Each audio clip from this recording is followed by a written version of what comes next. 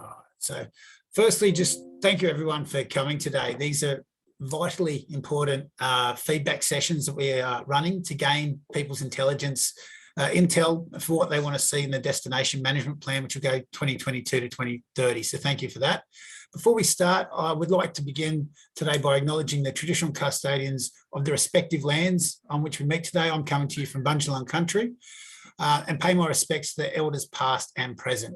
I extend that respect to Aboriginal and Torres Strait Islander peoples here today.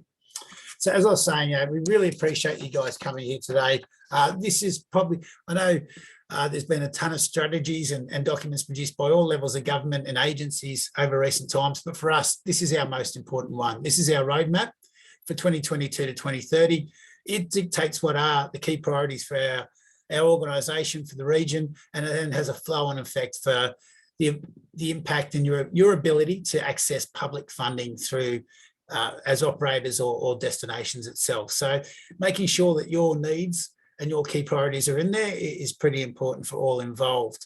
So what we want from you today, we want to hear from you on what you believe will really move the needle. What's really important, the key measures to make us reach our potential. What are the things that may get in our way? What's going to hold us back? And then kind of essentially, what's your vision? So in 10 years' time, if we were to look back, if in 10 years' time to look at our industry, what do you want it to look at? And, taking on board that if you went back 10 years and took all the 10-year travel predictions, I think they'd all be pretty vastly wrong, or the majority of them would be a fair way off the mark. So don't be scared to throw what seems like an outlandish or ambitious idea. That's what we're here for today. We want to hear ambition and we want to hear big thinking. So with us today, we've got Nigel and Tash from EarthCheck. That does say Jackie Burnside on their screen. That you see. I think most of you have met Jackie before. This is not them, but it's just one of the technical things we're going through today. So I'll now hand over to them and they'll run the session on our behalf. So thank you again for your attendance today. And like I said, be brave, be bold, and be vocal. Thank you very much. Michael, thank you. Pleasure to meet everyone online today. We've got about 90 minutes. So really the aim of the session, as Michael has said, is to get your input on what's important for our next plan. We've got about 25 people, it looks like, online today. So I think the etiquette of these things, if you could make sure your microphone is muted, because we'll get a lot of background. If not, if you've got a comment, use the little virtual chat box as we go along, and we'll pick up those chat comments. And otherwise, yeah, just raise your virtual hand if you'd like to jump in. Happy for you to jump in if you think we're saying something stupid or we're missing something. So yeah, just raise your hand and then we'll jump in at that time. The format we've got today is that we're giving you a little bit of background on what we think the trends that the industry's facing, the key issues that we think will change tourism over the next 5-year period, and then it's really into a discussion with you about being honest with ourselves about what we do well, what we don't do so well, and what could make a difference over those next 5-10 year periods. I'm conscious we've got a couple of people on the line from Lord Howe Island, so welcome to Lord Howe. We weren't able to get over to you for a physical meeting and the workshops we did last week, so I think to make sure we get a view from Lord Howe, I might jump to you every now and again when we're asking some of those questions. So I think we'll kick off, and at this stage I'll hand over to my colleague Tash to have a bit of a discussion about some trends and background about where we are in the tourism world. Yes, so the first question we've really been asking everyone is, if we asked you what is a great destination, where immediately springs to mind? So just a little answer garden for you here. I'm going to move that into the chat box for you. If you just follow the link, what it will ask you to do is type into the box where you think is a great destination. So bear with me 1 second as I get back to the chat screen. There we go. So just click on this link, head over to the answer garden and start typing in immediately where comes to mind when you think of a great destination. And we'll start to see some results coming in. Let's have a look. I should say we asked this question in all of the face-to-face workshops last week, and so it'd be interesting to see if we get same answers from everyone online about. It could be a great holiday that you experienced, a great place that you're aware of, an emotional experience that you had. United Kingdom, very nice. Yeah, Thank love you. the UK. Hawaii. And some good destinations coming in here. Okay. Local destinations. Yeah. On the beach. Arizona, interesting.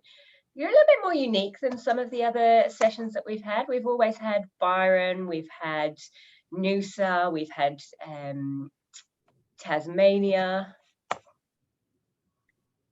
Okay, I'm going to get back to sharing my screen so you can all see these lovely answers. Lord Howe, Fiji, Whitsundays and Rome are coming up in the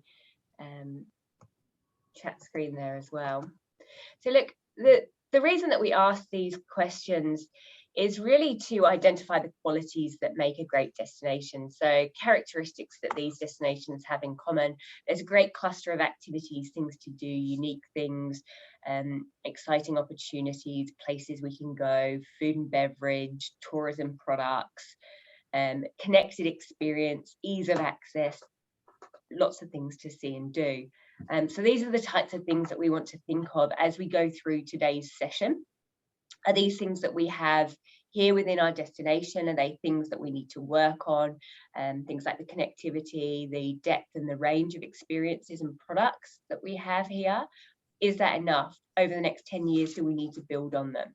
So keep that in mind as we go through today's session, and we'll build off what makes a great destination and what we're looking for over the next 10 years or so. So the other thing we wanted to do was just contextualize where this plan is coming from and what it aligns to. So the plan doesn't sit in isolation. It sits in alignment with the New South Wales Visitor Economy Strategy, so the VES 2030. This is a state-based strategy. It was released not too long ago in response to recovery from bushfires, drought and COVID-19 and to support the future growth of the tourism industry. The overarching vision of the plan is for New South Wales to be the premier visitor economy of the Asia Pacific by 2030. So a strong and ambitious vision for the region. To achieve that, there are 3 key phases. Recovery phase is set to go from 22 to 24. So the next 2 years should build us back to the levels that we were pre-COVID-19. And that will get us to visitor expenditure of around 43 billion. From then, 24 to 26 is building momentum.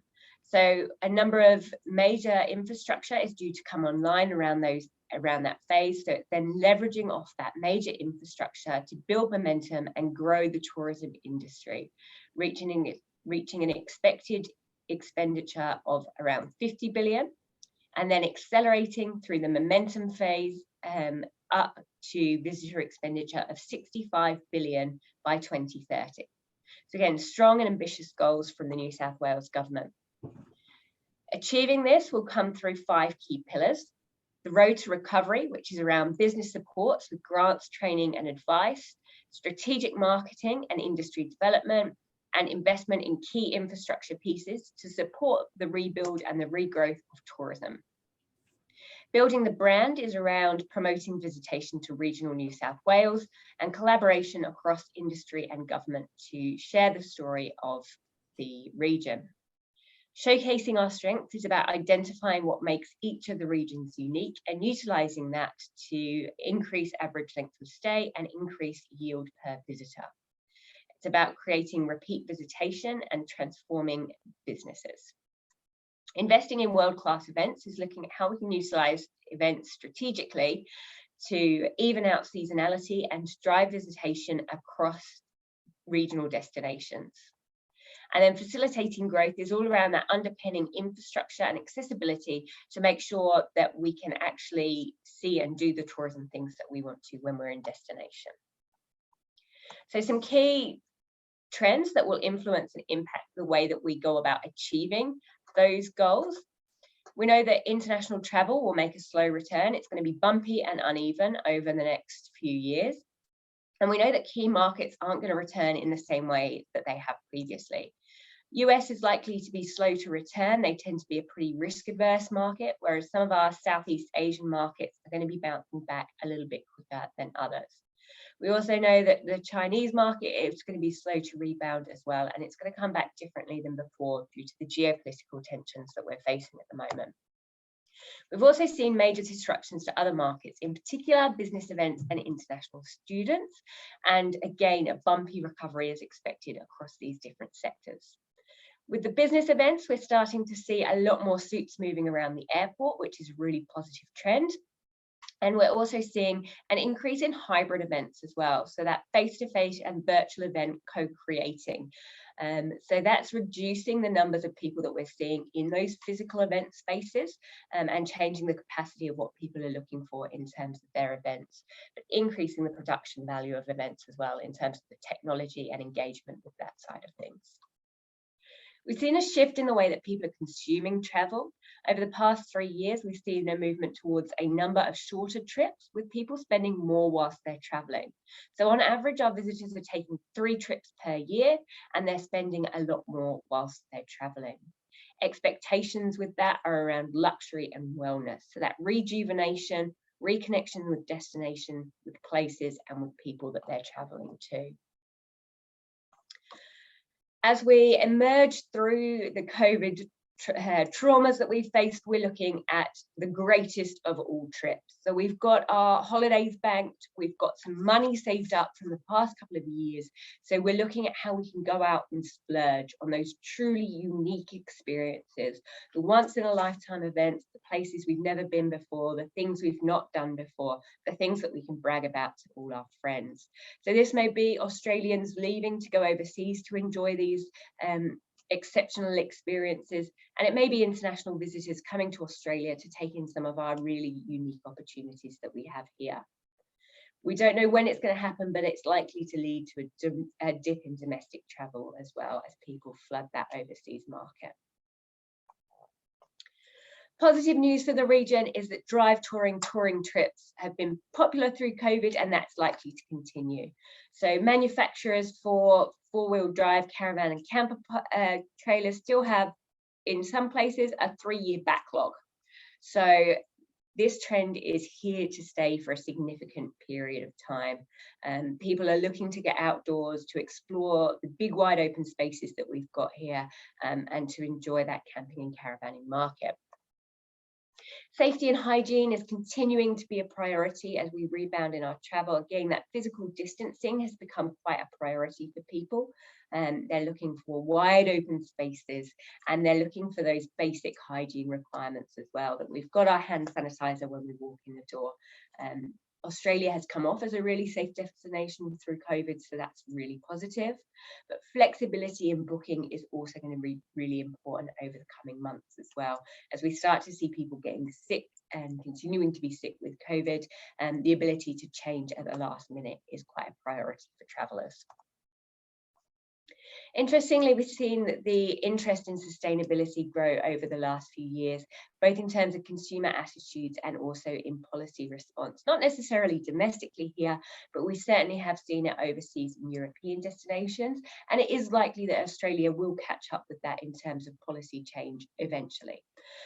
What does that mean for us? Well, Booking.com and Expedia recently released their sustainability reports.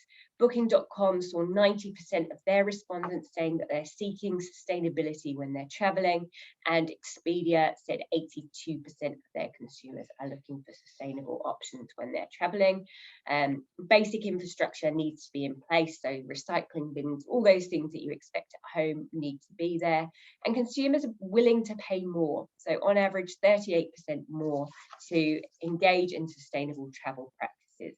So not only are consumers looking for it, but it also comes with that premium price tag as well. So creating a great opportunity for the North Coast region, which is so predominantly nature-based and aligns so beautifully to sustainable practices. We've also seen a huge pent-up demand for live events. Again, those outdoor festival style events are really leading the charge in terms of their return.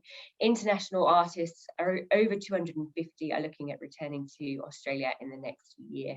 So live music is really returning in a big way, and people are looking to get outdoors and enjoying events again. We've also seen nature-based tourism show no sign of stopping.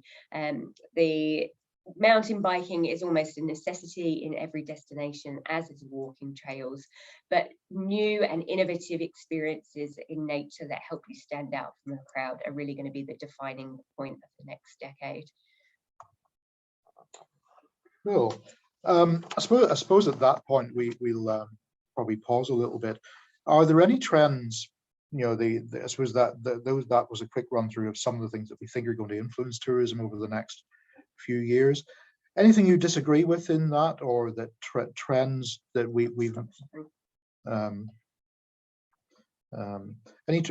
yeah, so we just stopped sharing so we can see your chat. The question was, are we missing anything there? So if you feel free to drop into your chat box, do you disagree with any of those trends? Is there something very big that we're missing?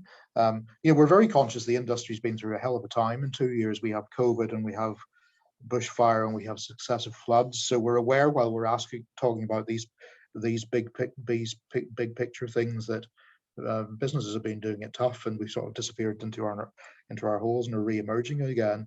Anything that you think is worthy of added into that list of things that will affect tourism over the next few years? Have we got anything in chat at this stage? Nothing in chat just yet. Picking up from the face-to-face workshops we did last week, one of the big issues is, it's not a trend as such, but one of the big issues we're seeing is around workforce. So it used to be about getting good staff. Over recently, it's been about getting any staff, and then making the best of what we've got. So I think that's something we've been seeing. So I'd be certainly interested in your views around workforce. I think one of the comments there from Julie on the chat is they're concerned by travellers for climate change. I think the whole issue, in answer to Julie's question there, I think there's the whole sustainability issue, including climate change. It's certainly going up, whether you call it regenerative tourism, whether you call it sustainable tourism, whether consumers take part in ecotourism experiences. The whole sense of community after COVID, I think, is quite a thing. It's a bit of a trite thing to say, but I think people now do get the importance of community, of buying locally, of local communities and residents being part of tourism and welcoming tourism. So I think if we throw that all in together, climate change, all of those things, I think it's there already, but I think it's going to be a trend over the next certainly 5 to 10 year period. It'll only get bigger. Interesting comment there from Melissa on accessible tourism. It's not I perfectly agree on accessible tourism. It's far from being a niche market. As we all live longer, you know, the importance of good design that makes places inclusive, accessible. I think it's certainly there. The trend of the demographics is there that makes accessible tourism extremely important. Anyone want to jump in with it? I don't see any hands up at the moment, but very happy to take comments on some of that stuff rather than conscious of me talking too much during that. But no, that's some good stuff there. So moving on. Tash, how do I share screen from here? Yeah, sorry, Nigel, just jumping in there and you know, kind of going back to Julie's comment about climate change, and is sustainability a key issue here? Regenerative tourism, are these issues that your businesses are seeking to explore more? Now, Lord Howe Islands, for example, is key on today. They're one of 5 destinations across the North Coast who are seeking eco certification. 20 destinations across Australia are seeking eco certification. So we've got 1/4 of them in our patch alone. No other region's got 2 destinations. So seems to be resonating with some. Is it resonating with all?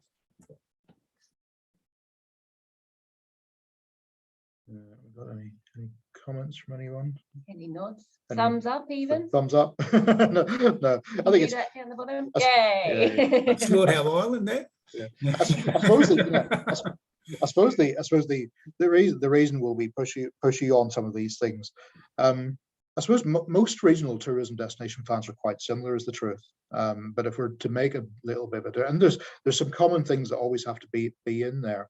But I suppose if we're to make a difference, we have to work out what's really different for the region. So if sustainable tourism is one of those things that applies to everyone, But I think that's important. I think Sherry, there, your last comment on whether people will pay. Good point. All I can really point to is that the example we had on screen of the Expedia report, that the evidence is growing that sustainable experiences are at a premium to a degree, but I agree it's about businesses doing business. So interesting on that. I think we'll come back to sustainable tourism as we go. We'll share our screen again on the slide deck and things. Where are we? Yeah, up here. Cool. Strengths and weaknesses of the region. So really what we're we really like to get from everyone in the room today is a bit of an honest opinion on what's, being critical, what do we not do well, and then looking to positives, what do we do really well in that. A couple of stats, just a slide to give you a little bit of context. So this is looking at overnight domestic tourism in the North Coast region, about which parts of the region get most of that. I think there's some obvious stuff in here that Byron, Coffs, Port Macquarie, Tweed, you'd expect those areas to grab a lot of the overnight trade. What was really surprising when you don't know the region is mid-coast. I think there's a really big volume of caravan and camping down there. So I think it's interesting, without getting tied down on the stats too much, it's just interesting to see which parts of the region at the moment are grabbing most of the overnight visits. And I think you can see that the bigger areas in mid-coast are doing that. The other question we were interesting is looking at each of the regional net destinations around the state. Who grabs most of the Sydney trade? So I think there's an obvious thing there that Sydney surrounds south, Wollongong and that region, and Sydney surrounds north, Newcastle and the Hunter. They're doing the best job at grabbing the most of overnight trade by Sydney siders. There's an obvious reason, they're closest, but then you're next highest in the North Coast. So I think it just gives a little bit of context about where our target markets are. I think we have one or two differences in there that we're mainly a domestic market. Byron has a strong appeal internationally as well. Lord Howe stands out as a special place, but I think if you just look at those stats, it gives you a little bit of context about where we are. So first question really for everyone in being critical, and I think I suppose I'm asking for comments generally, I think, about the North Coast as well as about your local area in particular, about what we don't do well and where our weaknesses are. We're going to put up another one of those little answer garden things that we did for the first question. So I'll chat a little bit while we share the link with you in the chat box, and then we'll encourage you to have a think about weaknesses and drop that into the sound or to the answer garden to see where we are on weaknesses. So that can be,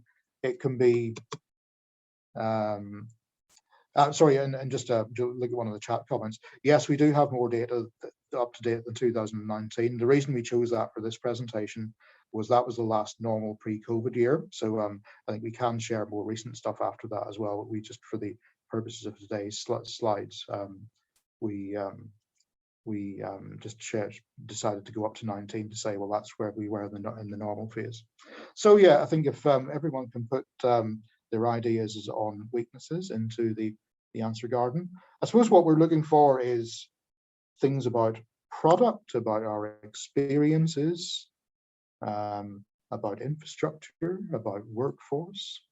We have aging accommodation, right? We'll certainly come back to that as a topic. We've got lack of public transport as a theme. Again, not a surprise. I think everywhere we do this work, public transport options come up.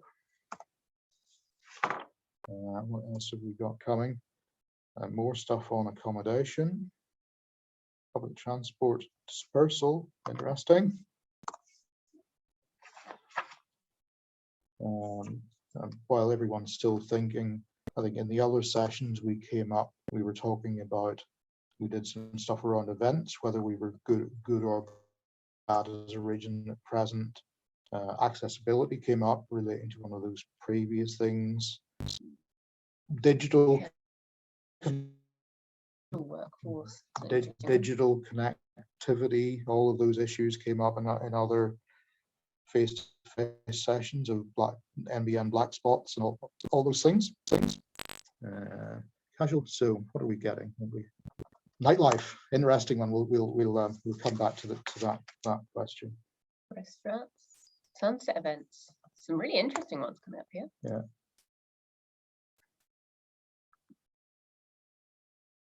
Geographic dispersal, nightlife. While everyone's putting in their ideas, could I ask whoever made the comment about nightlife, maybe to unmute your mic and maybe provide us a comment on that, about what you think the weakness in nightlife is.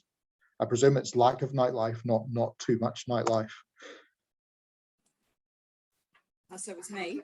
Yeah, Julie, I picked on you. What's the lack of nightlife?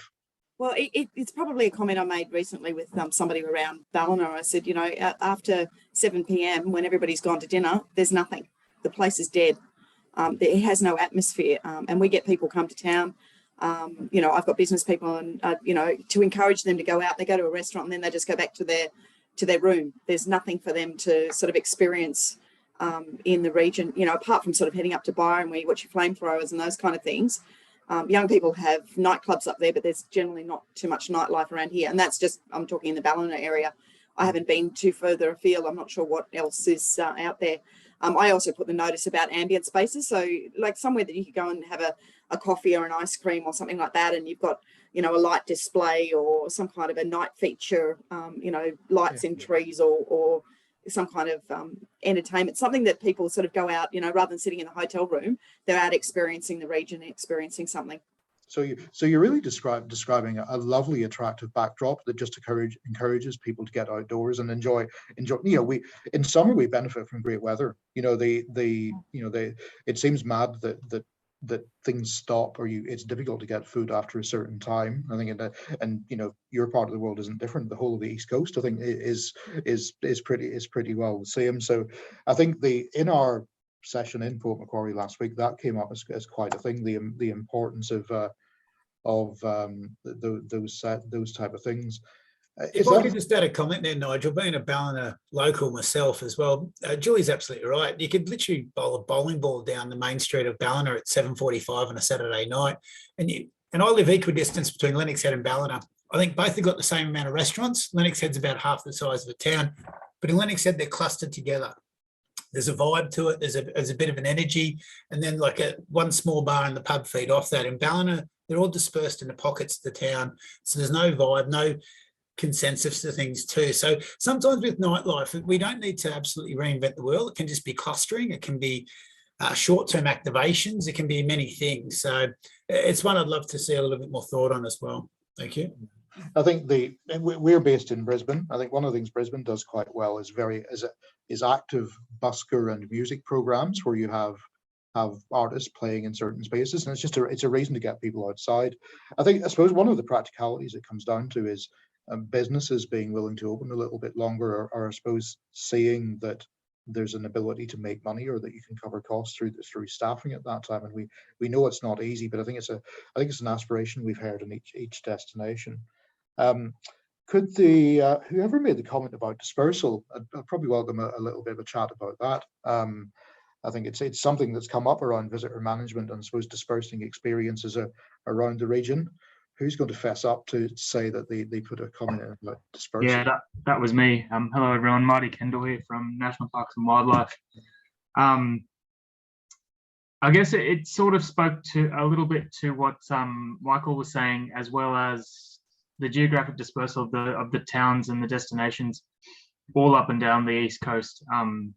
That's what I was thinking of when I wrote it, but I suppose it's everywhere. You've got places like Deniliquin and Balranald and Broken Hill at the same time out west, but it's just a challenge to link together itineraries, I suppose, and have people move around to go to dinner in a certain place, or to see a show somewhere else, or to walk around one of those ambient spaces. So. Yeah, like I suppose in the context of your own organisation in national parks, you have your famous spots. You have Dorrigo, you have the national parks that are busier than others, and during COVID, you've seen a huge growth in people going to national parks, people who maybe previously didn't go to national parks. And I'd imagine that those busy spots are getting loved to death. And you're suddenly being faced with, okay, what to do with these people? And simply as a visitor management tool, how do you get those people out to other places, or the communication that persuades them that it would be, if you love this, it's also great to go to this place that isn't quite as busy. Yeah, we've got some great examples of dispersal in our regularly busy parks like Royal down in Sydney, but yeah, I don't think we've applied those methods to the North Coast yet. No. I should also say that after I wrote that, I realised it was more of a challenge than a weakness.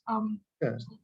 That's okay. They merge into each other quite quickly. So you quickly say, well, what do we do about those weaknesses? And then you go from there. I think related to that conversation was one of the other comments on the screen was about connectivity in public transport. So, taking your comment, Martin, about, we have an exceptionally attractive coast, but we also have great hinterland and great countryside. But most people cluster by the coast, because it's in each local government area, in each destination. It's a challenge to get people off the beaches. I suppose you look at it practically, how do you do that? If you don't have a private car, you're pretty well stuck, aren't you? I think, we're realists. I think it would be great to have different public transport options, but very difficult to do quickly, isn't it? So, in each session last week, we quickly turned to the real importance of Ubers and taxis as a way of connecting. And in some destinations, those aren't terribly high volume at the moment either. Is there any experience from anyone in the room of that, the sort of the connectivity challenges that if we are to disperse visitors around a region or within a region? We know public transport is tough. Julie,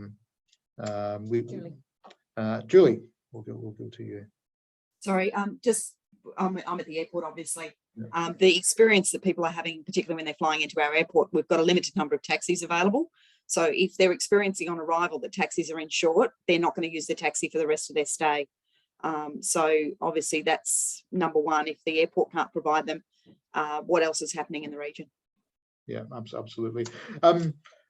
Do we think there's an opportunity to increase connect links like that? Is it an awareness of opportunities from Uber operators or taxis that they could get more from tourism? Do you think there's something more we could be doing in individual areas? Any destinations really feeling that, or shouldn't we give up on public transport? Is there something we should be lobbying for in particular areas that make those links better, whether it's the airports or whether it's stations? Anything specific that anyone has in mind on that?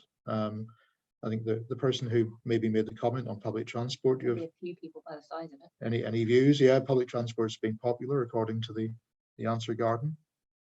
Who wrote public transport? Don't know. I was probably one of them. Yeah. So I'm Sam Rowe from we're Orsterville Summerland Farm. So being a bit out of Ballina, I agree with the same sort of comments with the lack of taxis and Ubers and buses, because we're a little bit out of the main focus area. We lose a lot of people. We've basically only got buses that come up here. We struggle, I guess the biggest problem with is our weather events too. As soon as there's issues with high tides and coming out, we lose bus services up here as well. So we have a bit of a feedback which has been ongoing for a long time with the trains. We used to have the train that would come all the way through, even up to Mullum, and get people from Mullum to Byron. I don't know what the solution is, but yes, we have a issue with just trying to get people around and having an option for them to get around. I think if we maybe go to I know Sharon's from, or Julie's from Ballina Airport. On the connectivity things, this was airports are hugely important to us, whether it's Gold Coast just outside the region, or Newcastle outside the North Coast, or indeed Ballina in the middle of the region, and Coffs and Port Macquarie. Are we at the moment, is our airport and route network a strength or a weakness, or is it both? Probably go to you, Julie, because it's in your space. I think we're aware that domestic tourism's been it for a couple of years, and I think Ballina has been quite busy. And we've seen the stats at Gold Coast that Melbourne's been a huge growth market to Gold Coast immediately after the market's opening. So we can see the changes happening already. Where do you see, Julie, over the next few years of where the challenges are and on opportunities on route networks and airports? So, I mean, Ballina's done particularly well, and we're looking at expanding, obviously, the destination offerings that the airport has. So we're working behind the scenes on developing that. So the point, direct routes rather than having to hub through capital cities and those kind of places. We're trying to get more direct, so people just get on the plane at one point and then don't have to wait around at an airport. I did that last night at Sydney Airport, trying to come back from Canberra. So there's issues there. Then when you land on the ground, some people are smart enough to pre-book things, and other people are just turning up expecting to be able to rent a car, hire a taxi, or those kind of things. And then the stress is built around it. So the ready to hire type thing is not available. During COVID, we had a strong desire for rental cars because of obviously the risks involved in traveling in public transport. The rental car operators that we have on airport here, they decimated their fleet at the beginning of COVID. Then they had to rebuild it. Then we became a dumping ground for vehicles that were being brought out of Queensland with borders closing and opening and those kind of things. But the one-way rentals is a very interesting situation, because some people, they kind of have a traveling holiday. They'll actually spend 4 or 5 days here and then head up to the Gold Coast for 4 or 5 days, or they want to go up to the theme parks and things like that, but they still want to stay here. They don't want to be in they don't want to go from one metropolitan area like Sydney and Melbourne to another metropolitan area on the Gold Coast. They still want to have that natural beach nature holiday, but still have access to some things like shopping and theme parks. So how they do that and do it in the time that they want to do it is to hire a car. But they don't need the car the whole time. They only need it when they're doing those events. So then how do they get from their hotel to the airport to pick up the rental car to go to the day? It's this whole, there's no rental car operators in Ballina Central. You have to come to the airport to try and get a rental car. Not that I'm trying to take my business away from here, but it's just the accessibility to that. From a climate change, those kind of things, people don't necessarily need to have a car parking space. They don't need to have a rental car all the time. And also they don't want to be driving everywhere. They want to, it'd be nice to be able to walk around or, pick up a day tour, for example, up to Mullumbimby or out to Nimbin and those kind of places, as part of a group. But I don't know that the community is quite ready for the public tour thing quite yet, particularly those with immune compromised or that are still nervous about being in large organisation, large groups. I mean, having to get on a plane. It amazed me last night that they were telling people to, provide social distancing on a plane, and I'm going, how? You're stuck in a seat. You can't socially distance. Everybody's sitting next to you. So look, from a connectivity point of view, I think that the transport options we're still growing. There are business opportunities for people to open up new options, day trips, extra car rentals at different tiers, different levels of transportation available. Even the eco-friendly, they could, hiring a bike and being able to move around to different tourism spots with bikes if they're within biking distance. It's just still in its infancy. I think there's a lot of growth there. Oh, thanks, Julie. Trina, I'm going to probably come to you at Lord Howe Island. Flights are obviously important to you. Has things changed for the better or for worse coming out the other end of COVID? Well, it was me that actually put restaurants up, just because we're finding, because we're so full. One, we usually are always quite full in the peak season anyway, but I think with coming out of COVID, we've had a lot of rebookings. We've had to try and squeeze people in wherever we can. So the last 6 months has been really difficult to even find space to do anything, basically.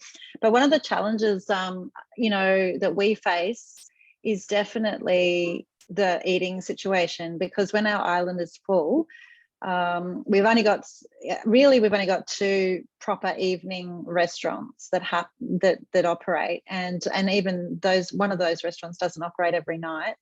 And then we've got 2 clubs as well that you can eat at, but that's also not every night. So we face this issue of people arriving on the island. A lot of their accommodation operators book them in for the week at different places. But even then, it's a struggle. And so we're trying to encourage people to have barbecues, you know, pick up something from the local grocer and have a barbecue. But of course, you know, if the weather's not good, you can't do that. So one thing that I hear time and time again from our members is the lack of eating places on the island. And also, obviously, we've had staffing issues, really, you know, major staffing issues, because a lot of our staff in the hotels and things came from overseas students and, you know, people from overseas that would come to work. So that's also been challenging. But we don't have, transport isn't really an issue for us, because, you know, most people are on bike on the island because it's only small. So your yeah. connectivity works okay. Yeah. Cool. Thank you. Yeah. Thanks. Right. Well, I may come back to you because I'm keen to get the unique Lord Howe view on certain things. So we'll come back to you. One of the other comments on the answer garden was aging accommodation. Can I ask the person who wrote aging accommodation to identify yourself? I think it's a really interesting one. It's something we're aware of in terms of, I think it's a whole of regional Australia problem for most places of an aging accommodation stock. Who made the comment on aging accommodation? Anyone admitting to the comment on aging accommodation? No? Silence. I think on that, I think we've certainly registered it as an issue. I think we obviously went through a huge stage of building in the 60s and 70s and early 80s, so we have a stock from that time, but we're conscious that it comes back to business decisions on aging accommodation. That, you know, the reinvestment decision is, well, what's the return on that investment? If I upgrade or expand or refresh what I'm doing, how long does it take to make back the money and make profit? So we're aware of the challenges of it, but equally it's probably something that is going to raise its head over the next 10-year period.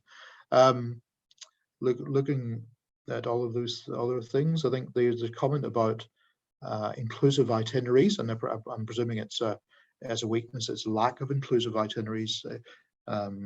Who made the comment on inclusive itineraries and access?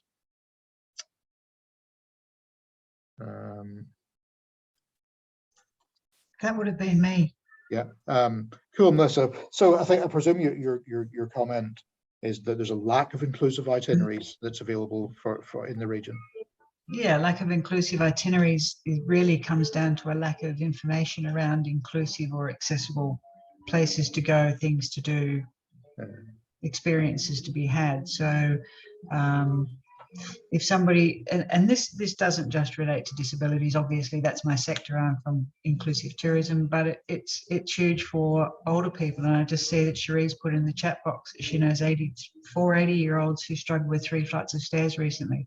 So it's older people, it's baby boomers that are traveling that require information around the accessibility. So that's what I'm saying about there's a lack of inclusive itineraries. So we need to be able to put together experiences that people can do where they know that they can find the accommodations that's going to suit them, they can find the restaurants that's going to suit them, the activities, the experiences, etc. So that's about providing information. So it's gathering the information together and putting it out there in a way that is usable for people. Yeah, cool. I think turning it into a little, this conversation's about weaknesses, but while we're talking about the topic, are there any notably good examples of what you're talking about that we could showcase to say, this is really great, whether it's in the North Coast or whether it's elsewhere? Are you aware of anywhere that does it really well? Or you think that's the place I could go with confidence to do things? Is there somewhere that stands out? Yeah, look, for me, the case study that I constantly use is about Riverside Resort in Urunga, and Urunga Foreshore is really starting to take off. They've just gotten another $500,000 in funding to do some more upgrade works around Urunga Foreshore. I see Maxine's on today, so I'll be in touch again, Maxine. So there's Urunga Riverside Resort have been successful in getting almost $1 million in government funding to build more accessible apartments, to increase their playground so it becomes more inclusive. I'm currently working with Bega Shire Council at the moment and Sapphire Coast around creating inclusive destinations. They're doing a big push for having the Sapphire Coast become known as the accessible destination. So we're doing lots of work with individual businesses who are putting their hands up and saying, yeah, we want to be in it. And the idea there will be that they'll be able to say, okay, come to the Sapphire Coast. Here are all the things that you can do. Here's the information you need to make your decisions about what's going to suit you. And I think that we've got bits and pieces all over the place here on the North Coast, but we don't pull it all together. We don't tie it together into some usable form. No, cool, interesting stuff. I think it's we're all living longer in this aging population, so the market's getting bigger, not smaller. I think if we just look at it in a very mercenary sort of way, there's a huge market that if you service it well. And I think we're conscious we default to wheelchair, but it's all abilities, and sometimes it's good design. Wheelchairs are 8%. Yeah, that's all 8%. So there's a much bigger, broader market that we can be looking at apart from just wheelchairs. And you're right, that's where everybody just immediately goes to, that's what it is. It's so much more than that.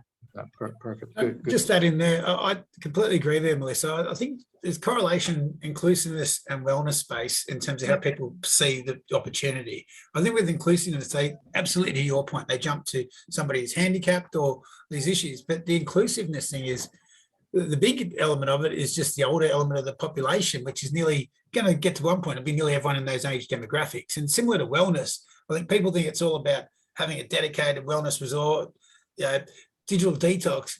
The big opportunity in my mind in wellness is integrating wellness into more everyday products, more standardized accommodation and other elements there. That's where the bigger opportunity is, but everyone fixates on the more finite one. So it's a really broad opportunity here, I think. Yeah, which is what we can do with inclusive tourism. Rather than calling it accessible tourism, we'd start designing our products and our experiences and our accommodation and all that sort of stuff so it's inclusive. So we shouldn't be having to segregate it out. We should be just saying, okay, we're going to design, we've got the flavour trail coming up. We need to design that in an inclusive way so that we know that people of all abilities can use it and can access it and can enjoy it. But to do that, you have to get the information out there. So that's where the whole lack of inclusive itineraries comes in. I would have typed it longer, but it just, it only let me type 20 characters. So. Yeah, no, I think it's a good one. I think before we move away from weaknesses, we noticed some comments there around. Maxine had a comment there. Maxine, did you want to say something? Sorry, thanks, Michael. I just, if we look at it from an inclusive perspective, and Mel, yes, please, let's catch up, because we're actually working through an inclusive itinerary at the moment, so it'd be good to get your eyes on it as part of our inclusive tourism strategy. But what I was just going to say is, to take on Melissa's point, inclusivity is mums or families with prams, and it can actually just be broader than that. So if you're wanting to target the family market in terms of tourism, you do often need inclusive spaces, if they've got kids with prams or, other things like that. It's not always needs to be the focus on older or people that have, mobility issues and things like that. Good stuff. Thanks, Maxine. In the chat box there, we've got business tourism, large events, conference spaces. I think those are also seen as weaknesses, and I think that certainly echoes some of the comments that we received during the sessions last week as well. Where is it?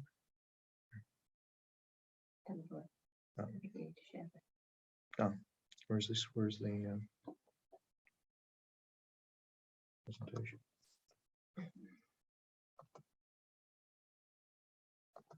Just bear with us till we'll go back to the presentation slides.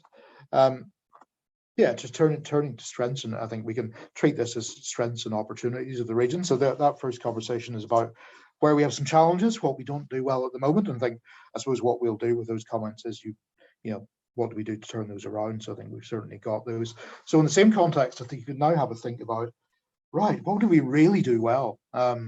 What's real opportunity to do as a strength from that? So we'll post the again the link for the next answer garden is in the chat box. So if you could click on that and then put into that the thoughts you have about the strengths of the region and where we can start to make a real difference of opportunities.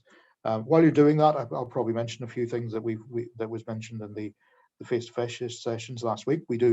People thought we did food well. Sport was mentioned for some destination. The center of everything is nature-based tourism in our landscapes. I think that people thought that we did that really well. Heritage was mentioned in some areas. Arts and culture was mentioned in some areas. Those were sort of some of the examples of thought that people thought that the region did really, really well. While people are thinking, climate usually, yeah, food, environment. I'll give you advance notice that Martin, I'd like to come to you to talk about national parks and I suppose the strengths we have as a region, because we have a lot of national parks from north to south, and maybe I should really refer to all nature-based areas, but I'm picking on parks to start with, because it could be the forestry estate or it could be council land, about what we really do well in nature-based tourism and where we stand out. One of the things that, again, when we do this work everywhere pretty well says we're great nature-based places, but I suppose the big question is, where do we stand out extra from that? So what are we seeing on screen? Great day trip destination, usually a good climate, food, natural environment, beach and nature. First Nations. First Nations, yeah, that we'll come back to that one. I think there's some good stuff there. Martin, I'll probably pick on you first, around, because there was a couple of themes in what everyone was saying there about nature-based tourism, and I suppose if we extend that to adventure or soft adventure or passive enjoyment of nature, every trend we've seen over the last decade has been growth in people participating in nature-based activities. From parks perspective, where do you think we really stand out? Because, you know, we have a lot of space in Australia, we have lots of national parks. You know, if we had to pick on the bits that, my God, we really excel at that, what would it be? Tough. Put you on the spot. Tough question. And for North Coast in particular, yeah, I would say that connection to culture and country is very, very strong in a lot of our parks, a lot of our programs. We've got a really diverse range of parks on the North Coast as well. You know, you mentioned beautiful hinterland areas, as well as the coastal zones as well, and as well as up in the tablelands too. So just a diverse range, I suppose. Of yeah, I suppose like Parks is making a big investment at Dorrigo. That's one of your star destinations. Yes. You know, up north in the Tweed, we've got the rail trail coming online as a new thing. So, you know, one of the things we've seen is that, I think we've said already, Tasmania is perceived as a star in this field.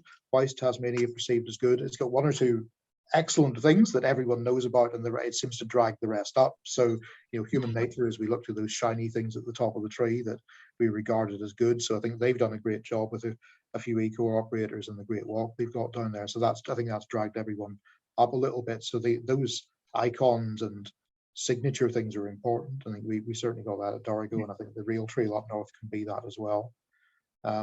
Anything that's on, which is a general question to everyone, on nature, we know we have got lots of it. We know it's, I think it's better than most regions. Is there anything that's unfulfilled potential in our nature and landscape? Anything that you think we could do more with in that area that you thought, oh, that's so nice, we could do more with it? You know, from a personal experience, I've worked for EarthCheck for 10 years. The first job we worked on was what we called the Green Cauldron. So the area on the Queensland Tweed border, about that whole story of creation, the volcanic story of forming that big thing. We always thought there was a bit of an untold story there that was hiding a little bit. Anywhere elsewhere in the region that you think is unfulfilled potential? Anyone? Any comments on that? I'd like to think about it. Maxine? I guess sorry, thank you. I think one thing that comes up a lot for our region is more bike trails in our state parks and national forests. And that's certainly something that we're keen to kind of, I'll say, invest in. Not that we have the financial means to, but certainly invest in the idea of getting some more bike trails through our national parks and state forests. Yeah, mountain biking is really interesting. Growth in mountain bike sales has been growing exponentially for a decade. It keeps going. $5 grand plus bike sales keep growing. e-mountain bikes are the latest trend in that. So e-mountain bikes are just are I don't think they're a fad. They allow people of differing fitness and abilities to get somewhere where they couldn't do previously. So it's actually changing the dynamic in some areas. I'm sure national parks will feel the pressure from the demand for more and more trails. I think Tash said it in the trends section. It's become so ubiquitous that mountain biking now nearly needs to be a core part of every destination. I think, but to be special as a mountain biking place, to be a Derby in Tasmania or to stand out, or somewhere like Bright in Victoria, you have to be exceptional. You have to have a cluster of trails. You have to have gravity. You have to have cross country. All of those things. But I think we've genuinely got to the stage that, alongside the other nuts and bolts that every destination does, accommodation, weddings, food and drink, restaurants, I reckon mountain biking trails or biking trails is getting to be part of that core stuff that everyone nearly has to do it. So it's an interesting one. So I've had a genuinely unique thing on the answer garden. Someone's written celebrity spotting. Who said celeb spotting as a strength of the region? Julie, tell me about it. I don't know. I've only arrived here a couple of years ago, but you know, the comment that I get from everybody is, I want to come up because I want to see a celebrity, because we know that they're all living there. So for them, it's one of those crazy things that people say. So. Yeah. I think there's certainly an image thing with it. There's a perception thing with it that I think you're in the part of the world of Ballina, Byron, where there's it's celeb central. Yeah. I think it's interesting about perception. I think part of that glitz pulls people in of, they probably don't see a celeb, but I think it's certainly part of it. Someone wrote food in the strengths. Could you spin a little bit more where you think our strengths are in food? I think we had a very clear steer on that from our session in the Tweed last week. They were very. We obviously have a cluster of food up in the Tweed region. It's a bit of a food bowl. Who wrote food on the strengths? Who remembers writing food? Anyone said food? I suppose the thing where, you know, it's one of those trends in the last decade that's changed quite a bit. Everyone eats, that's just a practical thing. Everyone drinks, that's just a practical thing. But I think to call yourself a foodie destination requires quite a bit more these days, because we've sort of really leveled up on that across the world. To be a culinary destination or to really sell yourself on food requires an exceptional level of stuff. It requires a cluster, a depth, a quality that is easy to buy, easy to experience. Any thoughts, anyone, where you know, apart from the Tweed? I don't know if we've anyone from the Tweed on this session. Anywhere else in the region that can lay claim to that sort of strength? Does Ballina, Byron, Coffs, Port, do you have enough there that you could call it a strength legitimately? Anyone? No comments on food. First Nations is an interesting one. So we've had a healthy discussion on that in most of the sessions we've been to. Could maybe ask the person who wrote First Nations on the strengths maybe to share some views on that one. Who wrote First Nations? Someone wrote it. Go on, admit it. that was me. Yeah, I'm from Dolphin Marine Conservation. We have a fantastic relationship with the Gumbaynggirr people and BIMNAT, and they've been doing some fantastic tours and promotion, and they're very lively on social media. So I think that's a real growth area. They're doing a great job. What do you think we need to do to elevate that a bit further? Because I think we often point to one or two small operators who do it really well, and some regions we talk about First Nations tourism, but it doesn't quite come to life, or it isn't easy for visitors to buy it. Is there anything you think what would we do to do better still? You know, we've got one or two really good things like the one you've mentioned. Is there something you think, action that we need to be taking, or something we need to be mentioning in the plan that gives us the chance to do a bit better? Well, I think it's probably very well known locally, and I mean, I'm working with it every day, so I'm probably quite biased, but I don't think anyone else knows about it. So we need to promote it nationally and globally. Yeah, I think it could be a real global attraction. Absolutely. Cool. Michael, I know in the sessions we talked about strength across the region. Like, what's your experience in terms of next steps that would allow us to do a bit more on that? Sorry, I was answering an email then. We'll be talking about Aboriginal tourism there. Yeah, Indigenous tourism. So, you know, we talked about it a lot in the sessions last week, and I suppose we have we have a small number of really good operators, local operators, and as Cherie said, sometimes there's marketing and awareness issues. But do you have a view on where, if Yeah, you elevate it further, what do you yeah, I do.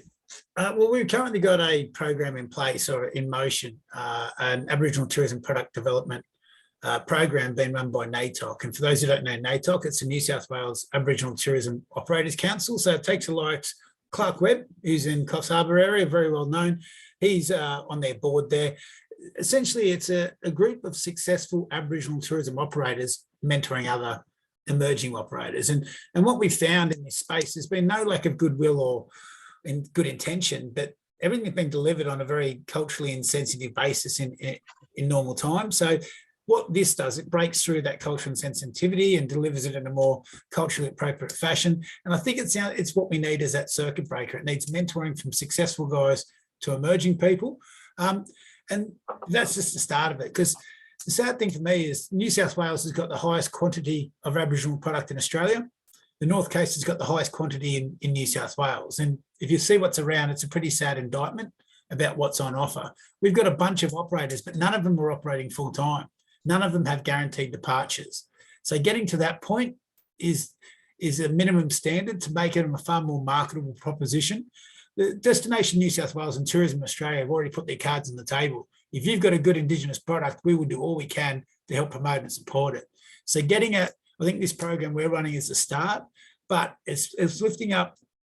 I don't think we need to go out and convince a lot of people to do it. There's quite a few different bodies and individuals looking to enter into this space. It's just helping them to become fully fledged, capitalised tourism businesses that operate on scheduled departures. That, I think, is the key to take it from something we talk about every strategic session to something we talk about the success of it. I hope that answers the question with my bad rambling. Thanks, Michael. No, I think it's just, we're conscious we do lots of this work and there's a lot of talk about it, but then it's about, okay, well, how do we do better? You know, we build on those examples of the small scale things that do it really well. In summary of mine, sorry, Nigel, it's just creating champions like Clark. Everybody points to Clark saying, why don't we do like him? You know, it's creating a few more of them. And I think that'll be the catalyst to see that incremental growth. But yeah, thank you. Stating the obvious, we've got 500 k's of coast along the north coast, and we've got just about the biggest rivers in Australia. So activate, you know, under the whole thing of activating water. So if you just look at the geography of the region, and if I was touring it for the first time, I'd see those massive rivers, I'd see the lakes, I'd see the coastline, I'd see the harbours.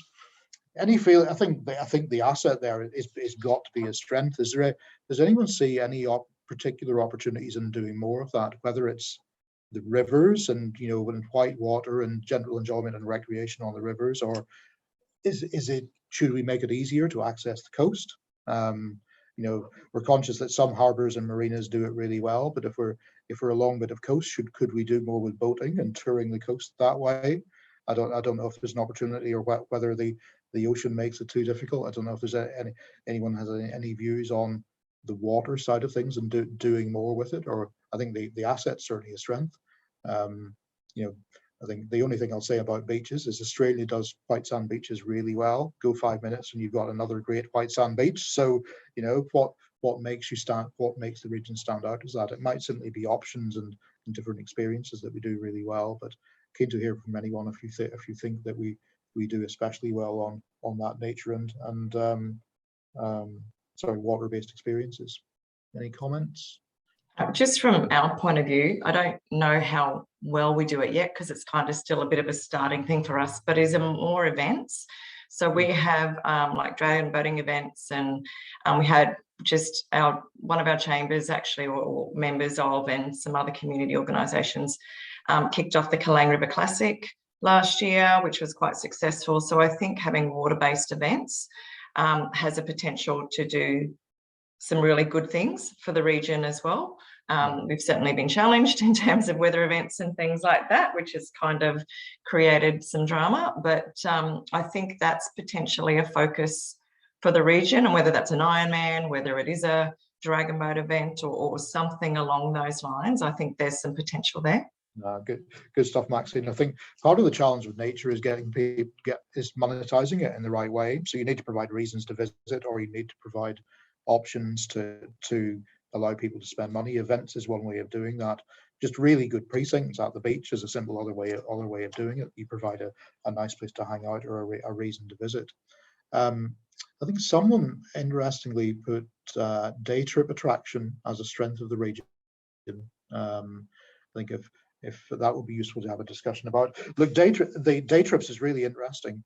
If you Googled 20 destination management plans, you would probably find very little mention of day visits, most of them, but yet it's the lifeblood of many of our destinations but you know, they bring challenges, visitor management, but yet they're a hugely important part of our economy. The north of the region is within day visit of Southeast Queensland. The south of the region is within touching distance of Newcastle and Sydney.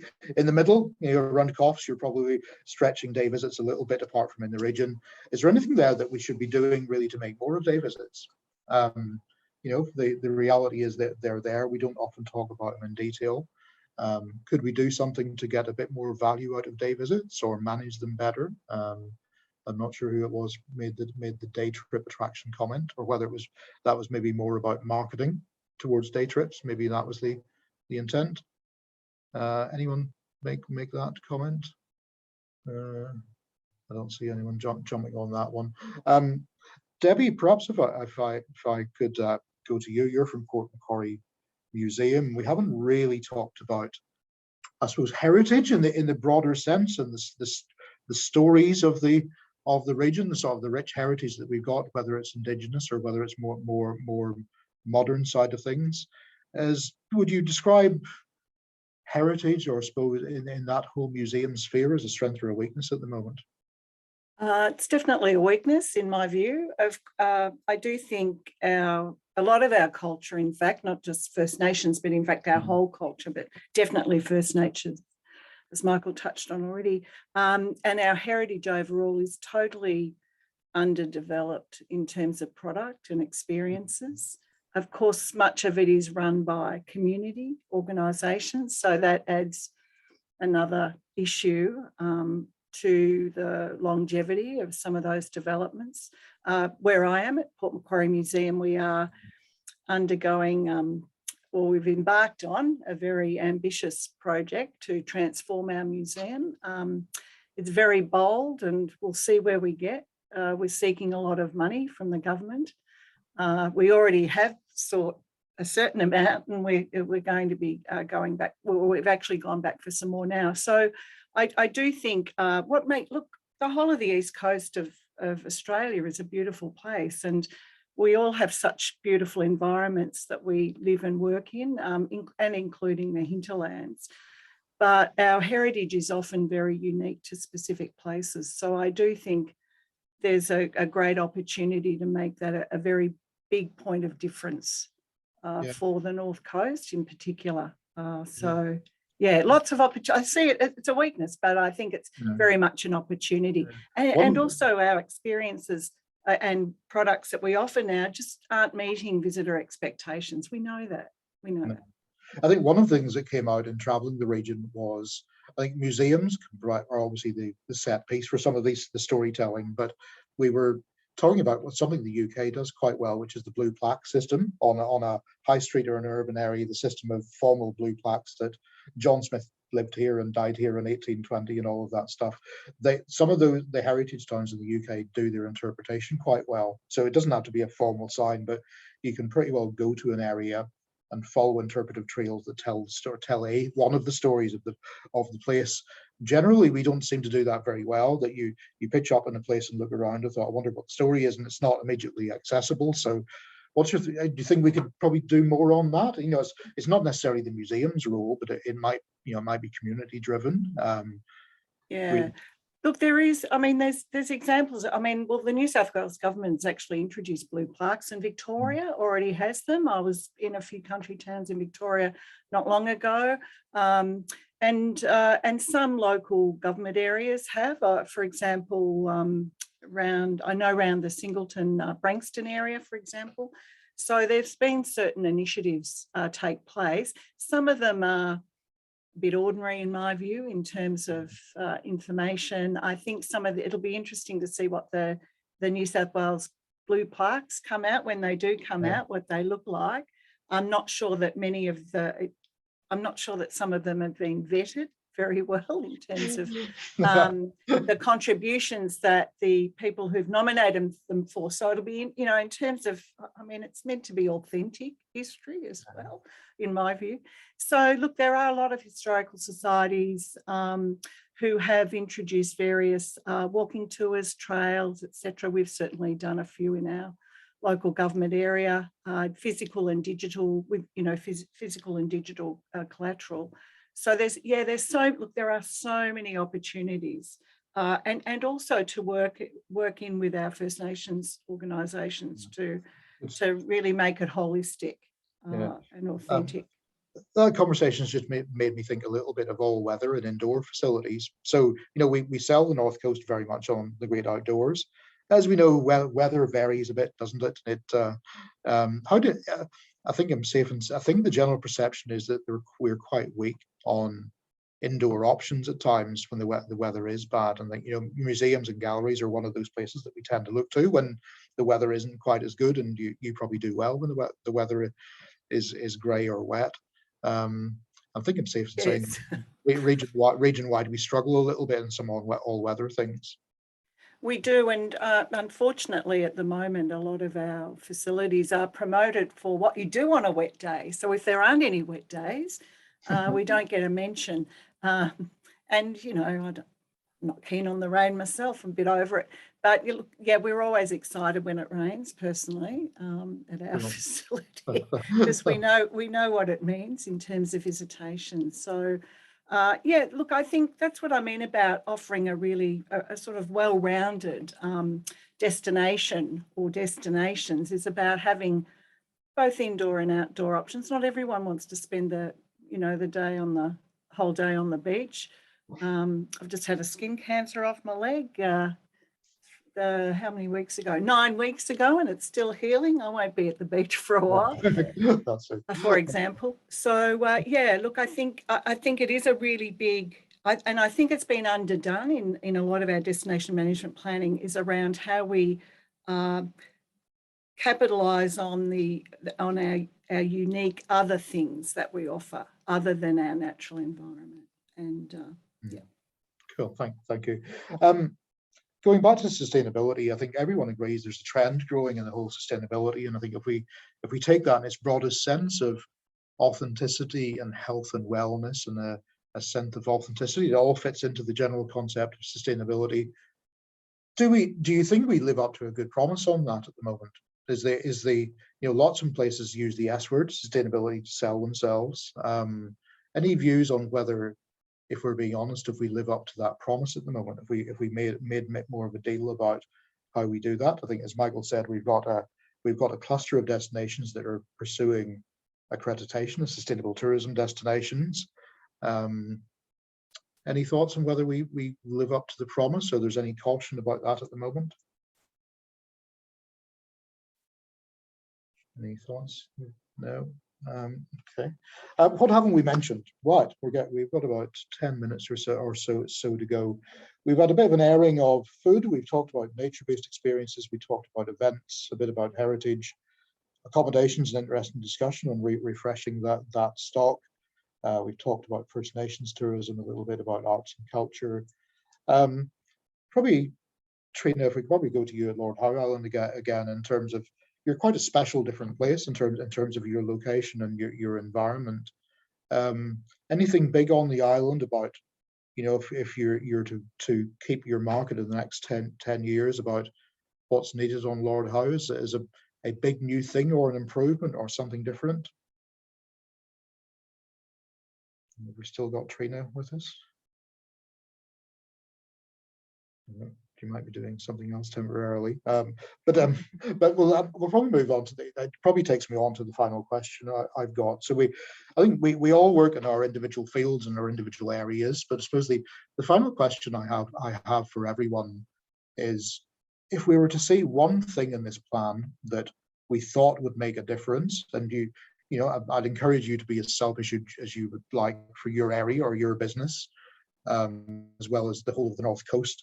One thing that goes into this plan that would make life better, that we can either lobby for or that we can actively deliver ourselves, is there one thing that you would like to see in the plan that, right, that's it, and I don't mind about the rest, it's all happening and sensible, but there's one thing that makes a difference, and I'd probably like to go around the virtual room on that, and to get that. So we'll probably start with Julie. If you could see one thing in there that you think would make a real difference, what would it be? I probably raised it in the chat box already, is trying to attract business tourism, you know, and large events. You know, I've participated in a number of events, and it ends up at the Gold Coast, Brisbane, Sydney, Adelaide, Melbourne. We just don't do large events very well. I guess that's probably one of the main things. No, good comment.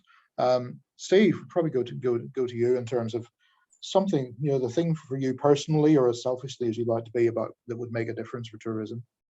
Yes, thanks for that. My interest, of course, is we're here at Clarence River Historical Society, so heritage is a big item for us. We've missed a few opportunities recently with the closure of the Grafton Jail, with the opening of the new complex, one of the largest ones in Australia.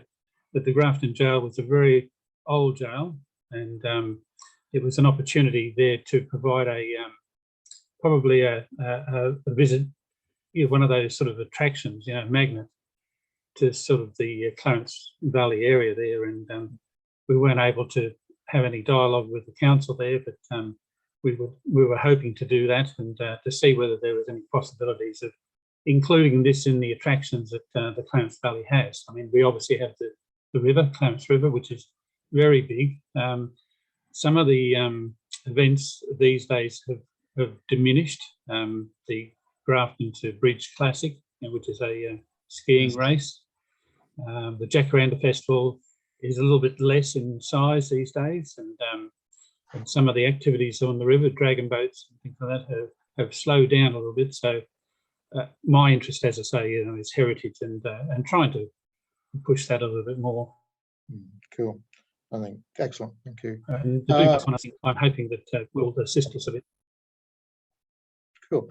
Martin, we'll go to you next. I think you don't have to speak in the whole of the national parks, but it can be a personal thing that you think would make a difference, because, you know, nature's under pressure, the Parks Estates is under pressure.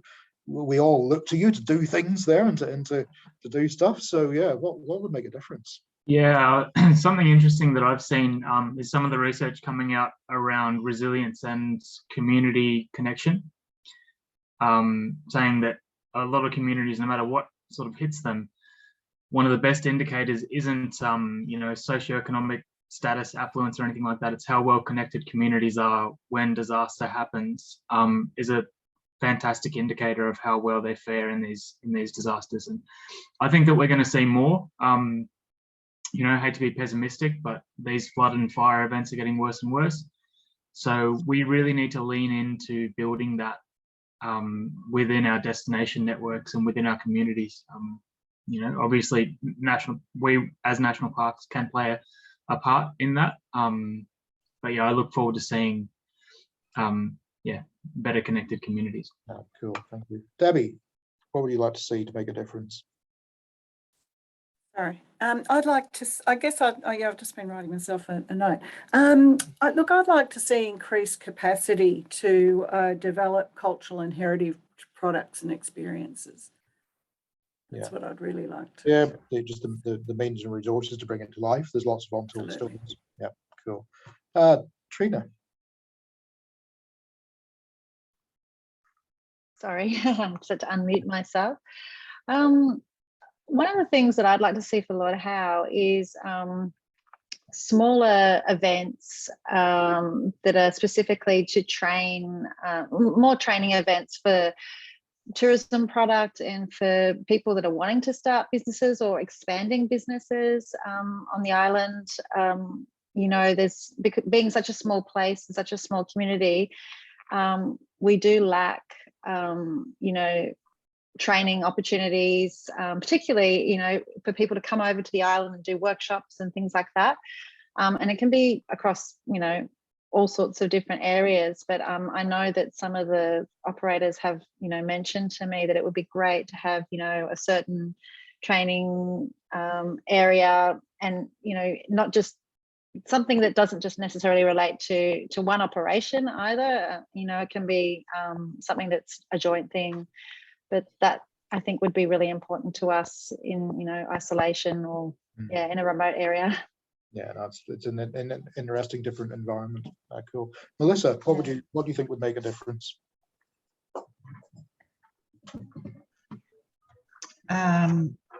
So far we've had events, heritage, national parks, training, resilience. Yeah, that's resilience. All of that.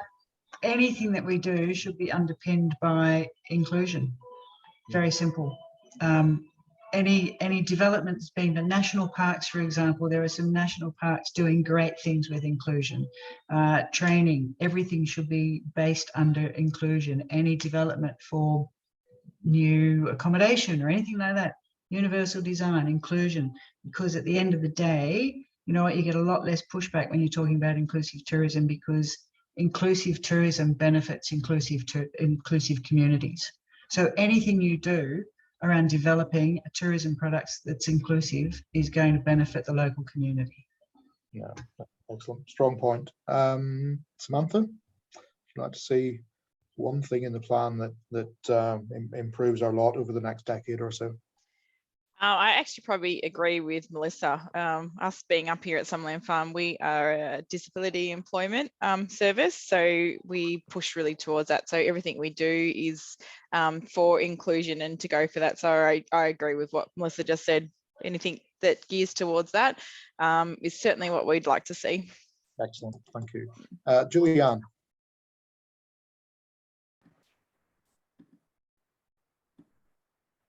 I'm coming on. Hey, so I'm with Tali House on down near like North Arm Cove, Tea Gardens area. I think we're probably in a similar place to Debbie, like just needing increased capacity we're just starting out. We're just newly leased this place, well, 3 years ago, but COVID kind of put a stop to lots of things. And so, we've just got this great, the first site where the Australian Agricultural Company came and just got this great gem, but really nobody knows about it. It's old, it needs a lot of help. So yeah. I think there's maybe a general point there that you're a small startup new business, and the support needed to get you to life and get you to market and delivering your potential. I think there's something for all small businesses. One of the best kept secrets. Oh, that's always bad for tourism. It means you're not. It's a double-edged sword. I think Zoom is saying the office of Tamara Smith, so I think it's I'm not sure it's sorry, it's Jackie. It's me. Jackie. Yeah, I was like, who was that? No, that's all right. It's Jackie. Look, for me, especially from our end, it's mostly the connectivity in the region. We are in Ballina area. And it's really frustrating to see that for anyone to undertake any activity, either you have to have a car or hire one. The bus services are limited, the routes are limited, and there's so much to see in the area. So if we could see a bit more improvement in the infrastructure, transport infrastructure, that might be a good addition. The basics, I think, when we asked the first question about what makes first great destinations, I think we've heard a lot about that under the title of making it easy and making it together. I think connectivity is a huge part of that. Cool. Cherie. Oh, hi. Building on what everyone else has already said, I would actually like to be very selfish and say that there should be more promotion of attractions, not just nature. I feel that if you're just an attraction and don't have a nature component, you're being a little bit left out. And also just tacking onto that, in Coffs Harbour in particular, we've attracted a lot of sporting events, but the sporting people, they come and they go and they don't do anything. They tend to sort of stay within their own circles and don't really spend any money in the region. So I think something could be done more to make that a longer stay, more of a staycation, if you like, and get them to spend more in the region. And just one more thing, I would like to see more promotion done for the local community to get them to explore their own region and have a staycation in their own region? No, important. We've seen during COVID that's hugely important. It kept many businesses alive. Very local tourism suddenly became very important in the past 2 years. So I think we shouldn't forget about it. And Maxine, we've saved the best for last. What would you like to see in the plan? Oh, you're very kind. You're very kind. I think everything that's been mentioned is really good. I think business support is a big thing for us. One of our regions in particular is a little bit challenged because there's only one restaurant and nothing's open at night, and we try and send tourists up, but then, you know, there's very limited options in terms of food and activities and things like that. So trying to support business around that. Again, I agree with connectivity. We've got quite a distance between our seaboard to our mountain, and it's one road, and it's a bit challenging at times. So connectivity is another thing for us, but even connectivity around people being able to walk or cycle to different activities and things like that, particularly in the main townships. And we're starting to work on that, which is great, but certainly more around that. And the other thing that I'd mention, and it came up in a conversation we had as part of our review of our economic development and tourism plan, was around the character of our towns. How do we better build on the character of our towns? And then by doing that, how do we make them fit for purpose as well? So, and that's from a local perspective, but also from a tourism perspective. So at the moment, you know, some of our towns, they might service things locally, but how do they better service the tourism market, and how do we build on the character of each of those townships? Cool, great, good point to finish on. We'll go to Michael for some last words. Look, that's been really good, some good stuff. We always look for things we haven't heard before, so we certainly have had that in terms of new things coming in. Next steps, we're just about to get an e-survey out that asks similar questions to hopefully a broader audience of people. And there's a commitment across the destination networks to work together on some of those big issues that affect all of the regions in New South Wales and things. Some of those things like workforce and connectivity and all of that stuff, that's a New South Wales wide issue. So there's a commitment there, and working towards July as a commitment to get the plan published. So some work to do over the next couple of months for us, certainly. Michael, last words. Not much to say. Great session, guys. I really appreciate your feedback. We've really, as Nigel said, some new themes have come through, but we've consolidated some really core themes here as well with your input today. And that's kind of what we're looking for as well. This is not our document. This is a document of the stakeholders of the region. So your thoughts are essential. And your participation is much appreciated. Jackie's just appeared under my name, which freaks me out a little bit. And got a feeling she wants to say something, but she's muted herself. No, I didn't want to be the second Jackie that's on the screen. One is enough. And Nigel, you did a great job. Did you? Okay. Yeah. Otherwise, I just wanted to thank I've just Nigel been and taking Tash. everything in. Hello, everyone. Okay. Thanks for that cameo. As me. Yeah, it's really it. Said it all. Thanks again. Yeah, by being here today, your thoughts are a great chance of being included in this plan. So you're 100% better off than if you hadn't have been here. And we really appreciate it. So thank you. Okay. Thanks, everyone. Thank you all. Cheers. Bye. Bye. Thank you.